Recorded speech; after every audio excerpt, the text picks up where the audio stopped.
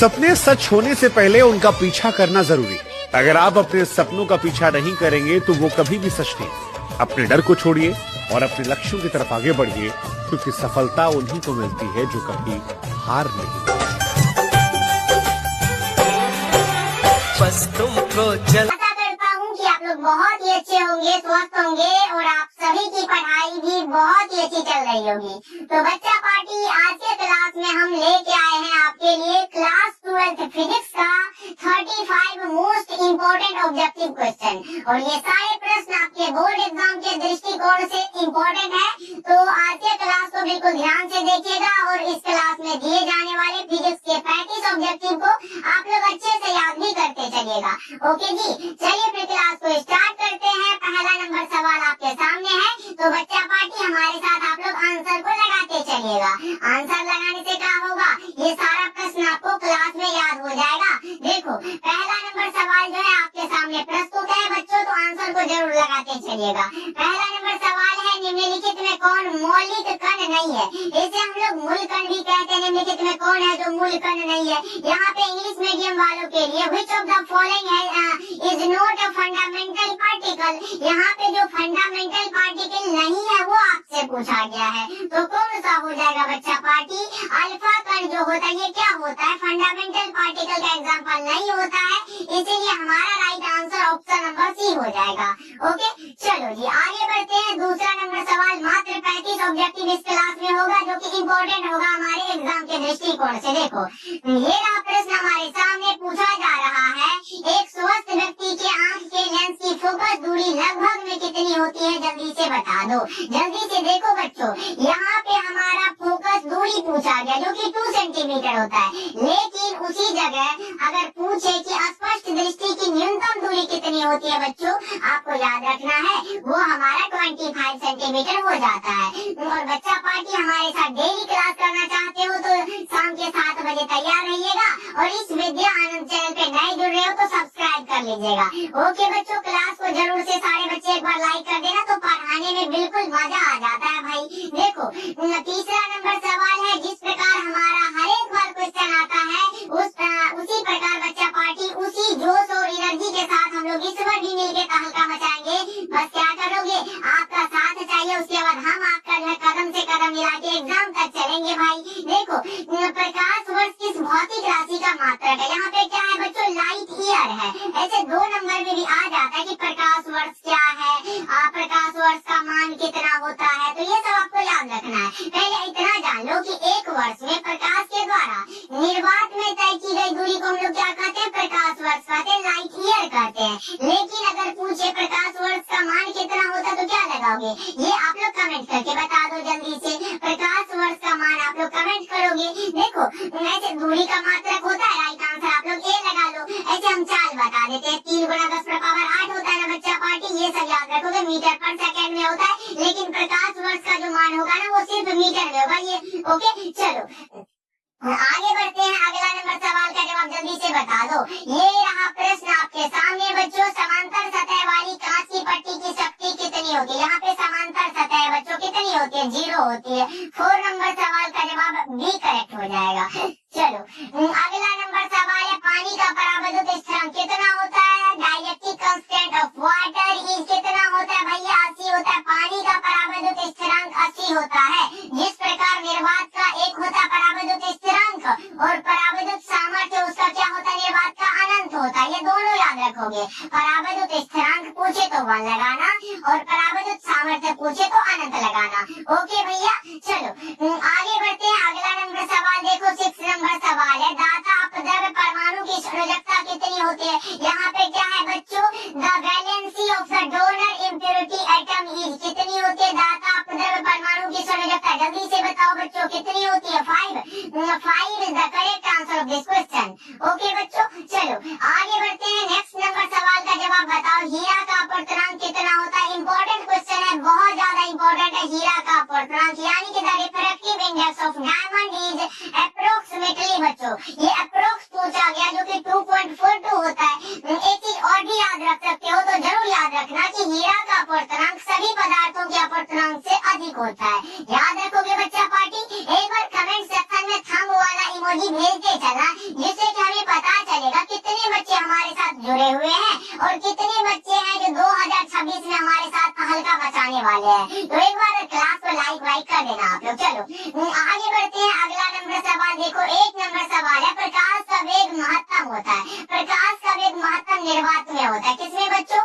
निर्वात में। चलो अगला नंबर सवाल देखो, 9 नंबर सवाल है, अपचाई ट्रांसफार्मर में कौन सी राशि घटती है?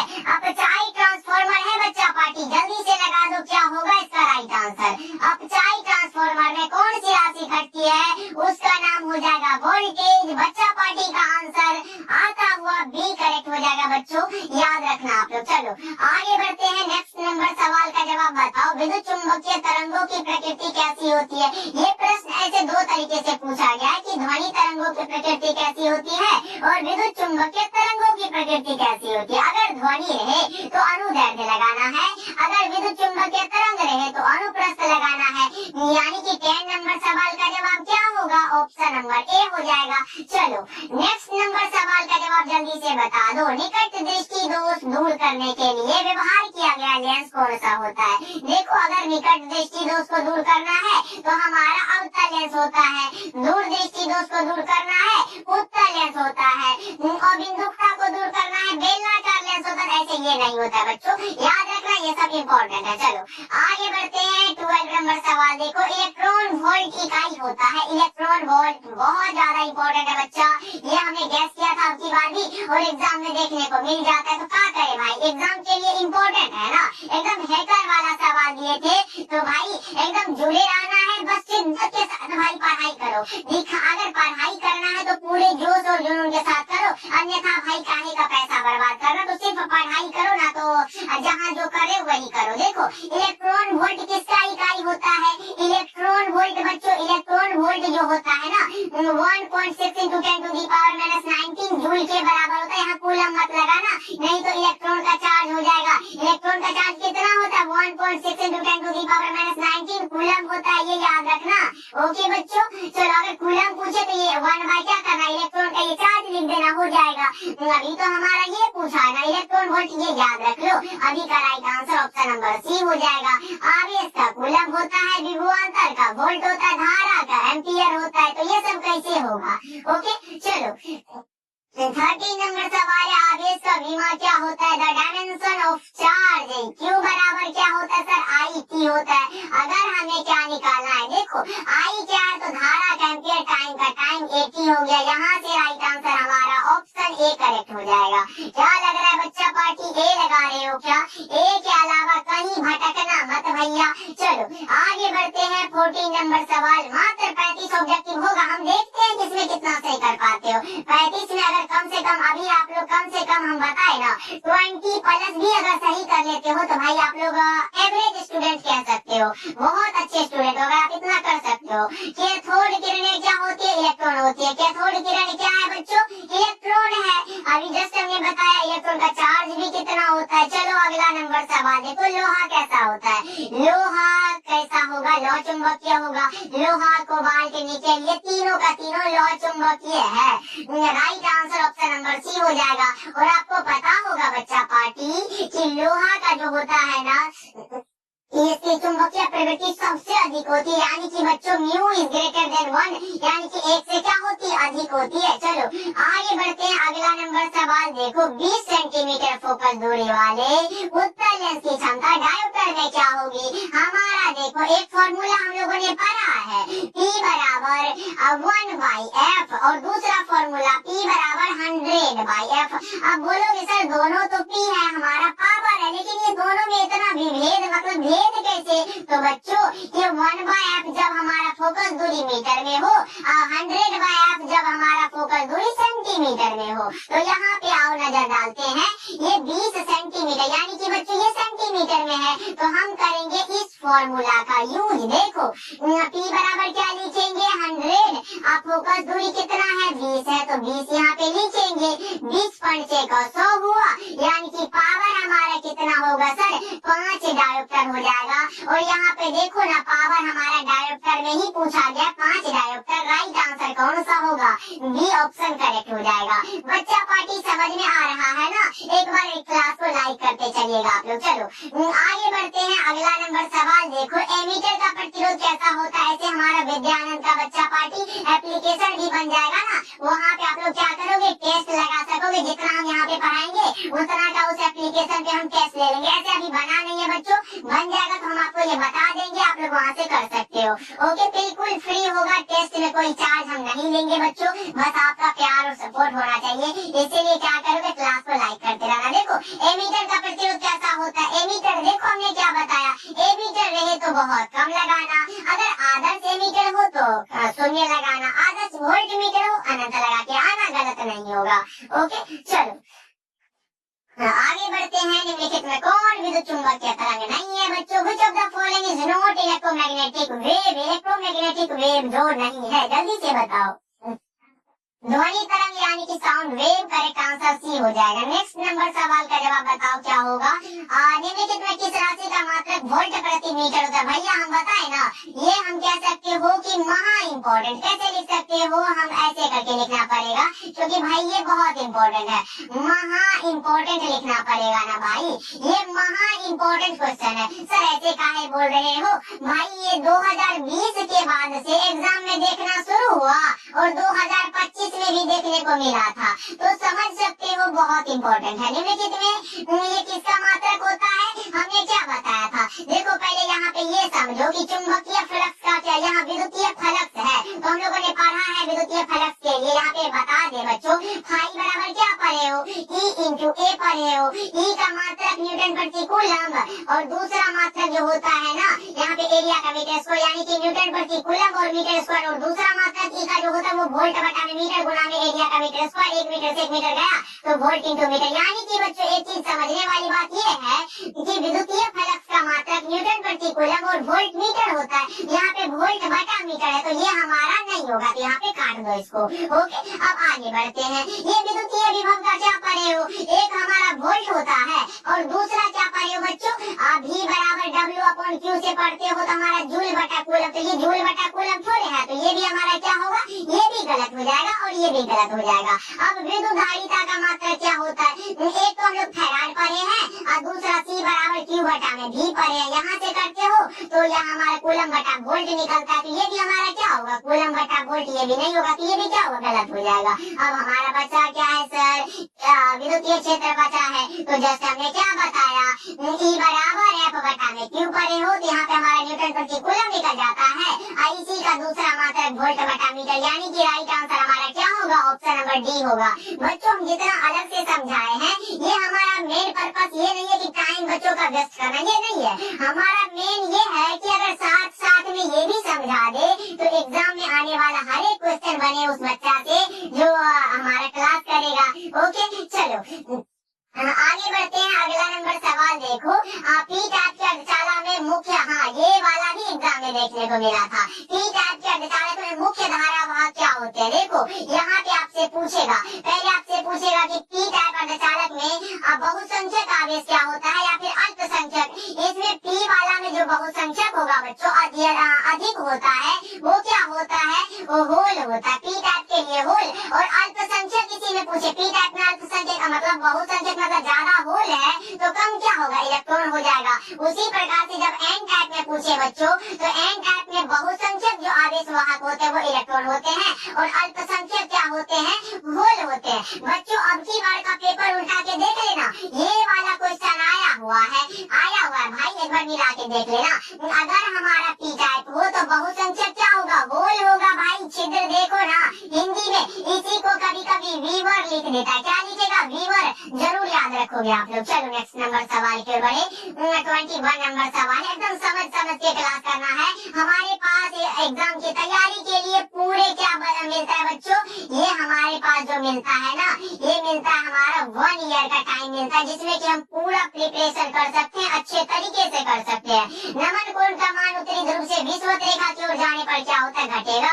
विषुवत रेखा पर नमन कोण 0 डिग्री होता है, जबकि चुंबकीय ध्रुव पर नमन कोण जो होता है वो 90 डिग्री होता है। ओके चलो नेक्स्ट नंबर सवाल का जवाब बताओ। नेक्स्ट नंबर सवाल है, प्रकाश के रंग का कारण क्या है, इसकी आवृत्ति है। प्रकाश के रंग का कारण इसकी आवृत्ति है, करेक्ट आंसर ए होगा। क्या होगा, it's frequency, right answer A is the correct answer of this question. Okay चलो बहुत अच्छे भैया, आगे बढ़ते करते हैं बोलते बोलते। चलो कोई बात नहीं बच्चा, अगला नंबर सवाल देखो। किसी बिंदुवत स्रोत से परिमित दूरी पर तरंग आगे कैसा होगा? गोलाकार होता है, स्फेरिकल होता है। ए वाला ऑप्शन हमारा करेक्ट हो जाएगा। चलो ये रहा अगला नंबर सवाल। आवेश के पृष्ठ घनत्व का मात्रक क्या होता है? आवेश का पृष्ठ घनत्व यानी कि बच्चों सिग्मा बराबर क्या होगा? सिग्मा बराबर क्या होगा? देखो यहाँ पे हमारा आवेश का पृष्ठ घनत्व है, एरिया वाला बात हो रहा है, तो क्या होगा? Q बटा में क्या होगा? प्रति एकांक क्षेत्रफल में आवेश के परिमाण को, प्रति एकांक क्षेत्रफल में आवेश के परिमाण को क्या कहेंगे? सिग्मा कहेंगे। सर सिग्मा क्या है? पृष्ठ घनत्व है। यहाँ देखो चार्ज का कूलम हुआ, एरिया का मीटर स्क्वायर हुआ, यानी किसी को हम लोग ऐसे करके यहाँ पे बच्चा पार्टी 1 मिनट ऐसे करके हम लिख सकते हैं। देखो इससे कोई मिलता है क्या? इससे कोई मिलेगा क्या? सर मिलेगा, काहे नहीं, यही तो होने वाला है। करेक्ट आंसर ए होगा 24 नंबर सवाल का जवाब। अगर आप लोग ए को लगाए हो तो करेक्ट हो जाएगा। चलो नेक्स्ट नंबर सवाल का जवाब बताओ। अगला नंबर सवाल ये रहा प्रश्न आपके सामने। सूर्य के प्रकाश का स्पेक्ट्रम कैसा होता है? कंटिन्यूअस होता है, सतत होता है। क्या होता है बच्चों? सतत हो जाएगा। ओके चलो अगला नंबर सवाल का जवाब जल्दी से बता दो। निम्नलिखित में किसका अपवर्तनांक सबसे अधिक होता है? क्या बच्चों हमने बताया है क्या हीरा का अपवर्तनांक 2.42 होता है? और तभी हमने क्या बताया था कि हीरा का अपवर्तनांक सभी पदार्थों के अपवर्तनांक से अधिक होता है। तो अधिक होने वाला बात क्या होगा? हीरा हो जाएगा। करेक्ट आंसर कौन सा होगा? डी हो जाएगा। चलो अगला नंबर सवाल देखो, ये रहा। ताप बढ़ने पर अर्धचालक का विशिष्ट प्रतिरोध क्या होगा? जल्दी से बताओ बच्चों क्या होगा इसका राइट आंसर? 27 नंबर सवाल आपके आंसर का इंतजार कर रहा है और क्या होता है? घटता है। राइट आंसर बी हो जाएगा। चलो अगला नंबर सवाल का जवाब एक बार देख लेते हैं। पृथ्वी के चुंबकीय ध्रुव पर नमन कोण का मान बताओ। जस्ट हमने बताया 90 डिग्री। अगर विषुवत रेखा पर पूछे तो 0 डिग्री। ओके चलो नेक्स्ट नंबर सवाल की ओर बढ़े तो आ गया प्रश्न हमारे सामने। अनुचुंबकीय पदार्थ की प्रवृत्ति कैसी होती है? अनुचुंबकीय पदार्थ की प्रवृत्ति जो होगी कैसी होगी? स्थिर होती है, कांस्टेंट होती है। राइट आंसर ए हो जाएगा। चलो नेक्स्ट नंबर सवाल देखो।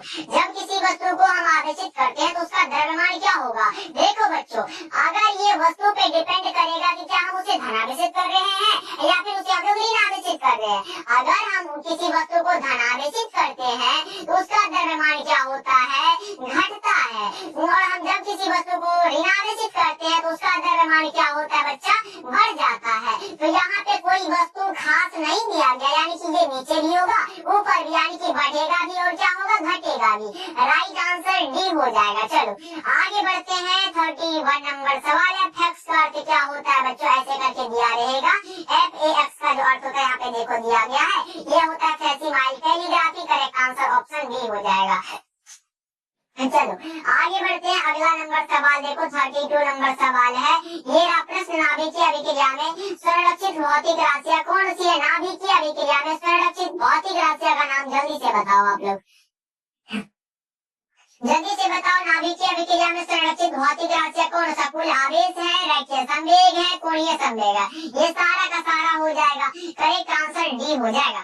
चलो नेक्स्ट नंबर सवाल का जवाब ये रहा। प्रश्न बताओ। प्रकाश तंतु संचार निम्न में से किस घटना पर आधारित है? प्रकाश तंतु संचार है बच्चों, बताओ क्या होगा? पूर्ण आंतरिक परावर्तन होगा। 33 नंबर सवाल का जवाब ए करेक्ट हो जाएगा। ओके चलो राइट आंसर ए लगाओ। टोटल इंटरनल रिफ्लेक्शन, ऐसे टोटल इंटरनल रिफ्लेक्शन बच्चा 2 नंबर 5 नंबर के लिए इंपॉर्टेंट है, पूछेगा। पूर्ण आंतरिक परावर्तन के लिए आवश्यक शर्तों को लिखे, तो ये सब लिखना पड़ता है बच्चों। लिखोगे तभी ना नंबर मिलेगा, ऐसे कहाँ ही नंबर मिलेगा आपको? नहीं मिलेगा बच्चों। चलो ये रहा प्रश्न आपके सामने। एक संयुक्त सूक्ष्मदर्शी के अभिदृश्यक लेंस से बना हुआ कैसा प्रतिबिंब होगा? अभिदृश्यक से बना हुआ प्रतिबिंब हमारा वास्तविक और बड़ा होता है। कैसा होगा बच्चों? ऑप्शन सी आपका करेक्ट आंसर हो जाएगा। चलो अगला नंबर सवाल का जवाब बता दो क्या होगा? ये रहा। विद्युत हीटर में जिस तत्व का व्यवहार किया जाता है उसका नाम क्या होगा? नाइक्रोम भैया है। क्या है बच्चों? नाइक्रोम है। राइट आंसर आपका डी हो जाएगा। नाइक्रोम होगा विद्युत हीटर में। ये सब स्त्री सब में क्या होता है? वो स्त्री में भाई कपड़ा को प्रेस करने वाला स्त्री जो होता है वो वाला बात कर रहे हैं। चलो आगे बढ़ते हैं। अगला नंबर तो ये हमारा क्वेश्चन का आंसर हो गया। उसके बाद आपका अपना प्यारा सा यूट्यूब चैनल क्या हो गया बच्चा? विद्या आनंद का है। तो आप लोग क्लास को लाइक करिएगा, प्यारा सा कमेंट जरूर करिएगा। क्लास कैसा लगता है कमेंट करोगे ना बच्चा, अगला क्लास फिर लाने के लिए मोटिवेट रहते पूरा का पूरा आपके लिए काम करने के लिए। ओके सब्सक्राइब कर लीजिएगा अगर आप लोग क्या हो न्यू स्टूडेंट हो। ओके मिलते फिर अगले क्लास में। आप लोग अपना ध्यान रखिएगा और इस 35 सब्जेक्ट में बताना कितना सही कर पाए हो। सही वाले बच्चे जरूर कमेंट करिएगा कितना इसमें सही कर पाए हो। ओके, कोई भी डाउट हो, कोई भी क्वेश्चन हो, आप लोग कमेंट में पूछना, हम आपका रिप्लाई देने के लिए हमेशा तत्पर रहते हैं। मिलते हैं फिर अगले क्लास में।